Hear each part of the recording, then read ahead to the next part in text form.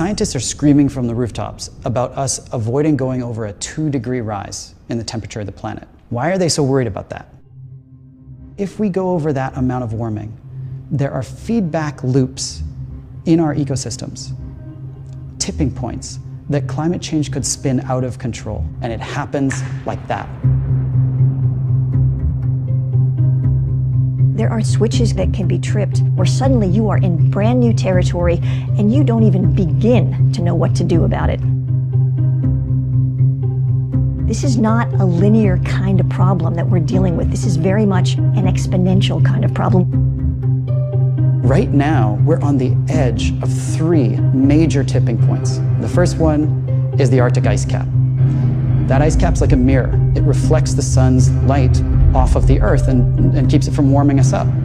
But as it melts, you get a smaller mirror, which means a warmer Earth, which means more melting, which means more climate change. Another example is Arctic methane. We've got a gigantic amount of methane gas frozen into the tundra, and it is 50 times as toxic as CO2 is. It's CO2 on steroids. As it warms, and that methane gets released, it then causes global warming to get worse, which means it warms more, which means more methane released, which means worse warming, and all of that process spins out of control.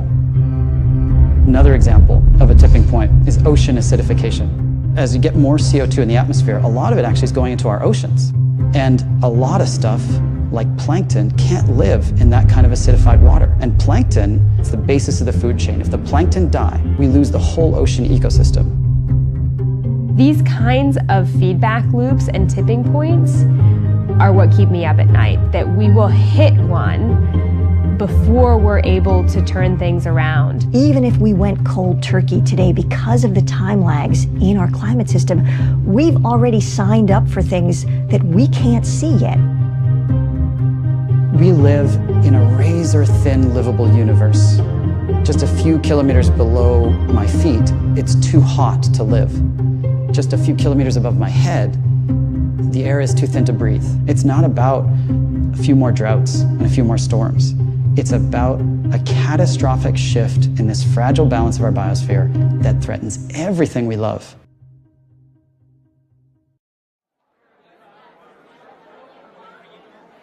What we all need to be focused on is turnout, turnout, turnout.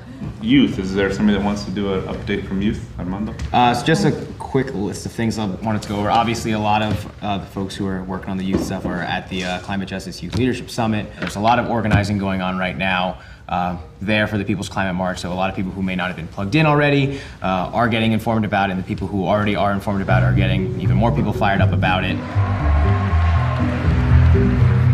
There's a lot of things that we pay attention to, that we focus on, that are fun, but they are short-lived and they are not for the betterment of us.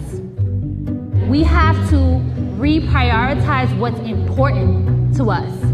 Our environment isn't just ice caps melting in Antarctica. We're the ones who face the problems day to day. If you're breathing in smog or your little brother has asthma, that's environmental injustice. And those are things that we have the power to push back on.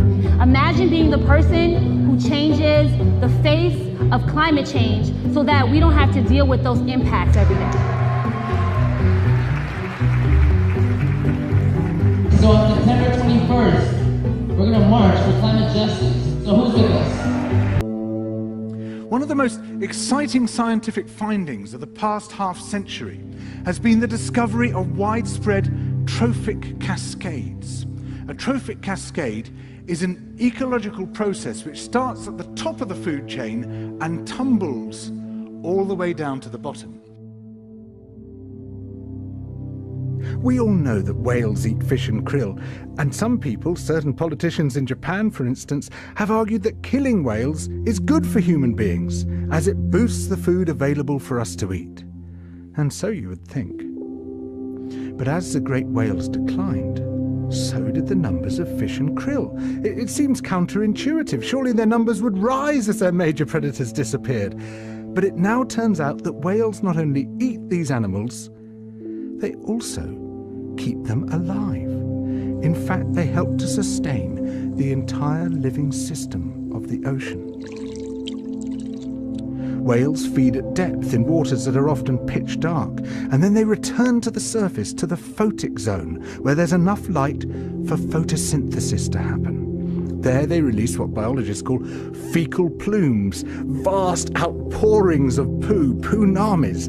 These plumes are rich in iron and nitrogen, nutrients which are often very scarce in the surface waters. And these nutrients fertilize the plant plankton that lives in the only place where plants can survive, the photic zone. Fertilizing the surface waters isn't the only thing the whales do. By plunging up and down through the water column, they also keep kicking the plankton back up into the photic zone, giving it more time to reproduce before it sinks into the abyss. Even today, though whale populations have been greatly reduced, the vertical mixing of water caused by movements of animals up and down through the column of the oceans is astonishingly roughly the same as the amount of mixing caused by all the world's wind and waves and tides. More plant plankton means more animal plankton, on which the larger creatures then feed. In other words, more whales means more fish and krill. But the story doesn't end here, because plant plankton not only feeds the animals of the sea, it also absorbs carbon dioxide from the atmosphere. When eventually it sinks to the ocean floor, it takes this carbon out of circulation down to a place where it remains for thousands of years. The more whales there are, the more plankton there is. The more plankton there is, the more carbon is drawn out of the air.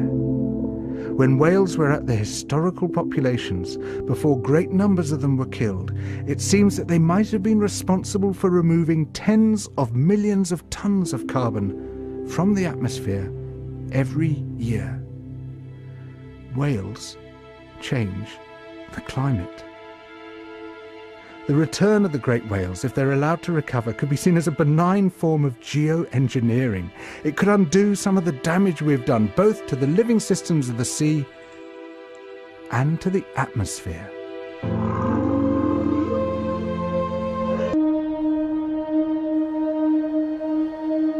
Everything is changing.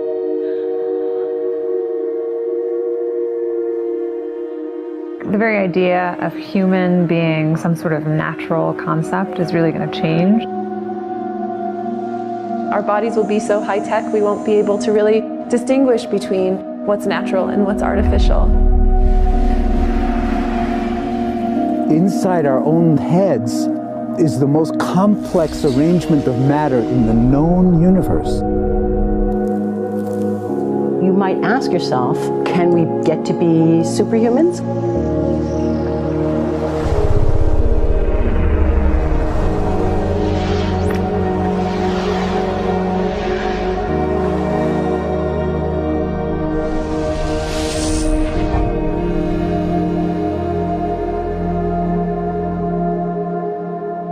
The original Industrial Revolution was driven by the discovery that you could use steam engines to do all kinds of interesting things. But that was followed by additional revolutions for electricity and computers and communications technology. We're now in the early stages of the fourth Industrial Revolution, which is bringing together digital, physical, and biological systems. One of the features of this fourth Industrial Revolution is that it doesn't change what we are doing, but it changes us. With the ability to visualize brain activity, for example, through a simple consumer-based EEG device, it gives us access to ourselves in ways that we've never before thought possible. It unlocks the black box that is the brain and enables us to really, truly be able to realize an identity that is aspirational. There's now a scientific foundation for the effects of mindfulness on the brain, on the genome, on biological aging. And when the human mind does know itself, then you get the potential for a new renaissance that restructures itself in terms of our relationship to life, our relationship to the planet, our relationship to work. We need a different economic model. And by that I don't mean capitalism versus communism. What I'm talking about is a shift in the system along the lines of the two big changes that happened in the 20th century, Keynesianism, with a much greater focus on health and education and the role of government working with business, and then a reaction against that in late century to neoliberalism, where the focus was on free markets, freedom of the individual, and getting governments out of the way. We need a shift to a new system that will allow us to meet the basic needs of every human on the planet, that will live within planetary means, that will be fairer, and that will be focused as its key goal not on growth per se, but on maximizing human well-being. And history tells us that a values shift is triggered by creation of a new story about how we want to live. I see the circular economy as something which fits very closely with mankind's goal to be innovative and creative and to always progress. We can use asset tracking, we can use IT, we can use 3D printing to enable this different economic model to recover materials, feed them back into the economy, and really to decouple growth from the resource constraints we have. The reason we live in cities is not different today than it was 10,000 years ago. Even if we have got networks connecting us, we still want to have places where we meet in person. So this means the place where we work and the place where we live are much closer to each other, a city where we don't need to have big supply chains in order to produce things, where many things can be sourced locally thanks to 3D printing and robotics. So if we're able to do something to transform cities, to make them more efficient, then the impact can be huge. Think about the process.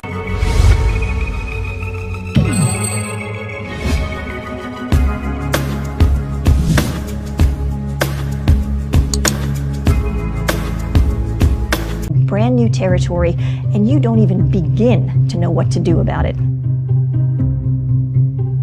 This is not a linear kind of problem that we're dealing with. This is very much an exponential kind of problem.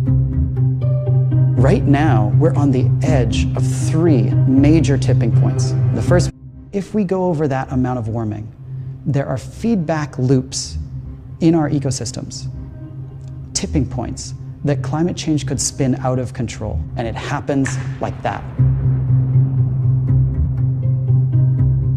There are switches that can be tripped where suddenly you are in.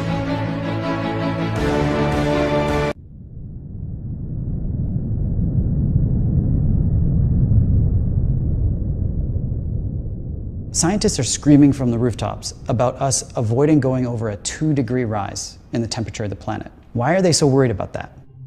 One is the Arctic ice cap. That ice cap's like a mirror. It reflects the sun's light off of the Earth and keeps it from warming us up. But as it melts, you get a smaller mirror, which means a warmer Earth, which means more melting, which means more climate change. Another example is Arctic methane.